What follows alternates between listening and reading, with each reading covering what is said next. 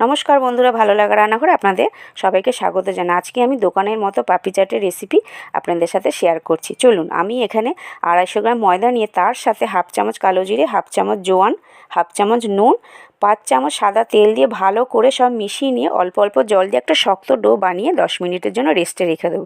এরপর 10 মিনিট পরে এসে আমি ছোটো ছোটো লেচি করে নিয়ে অল্প ময়দা দিয়ে বেলে নিয়ে মাঝখানটা কাঁটা চামচ দিয়ে ফুটো ফুটো করে দেবো। এরপর ফ্রাই প্যানে তেলটা গরম হয়ে গেলে পাপড়িগুলো হালকা আছে একটু কড়া করে ভেজে নেব।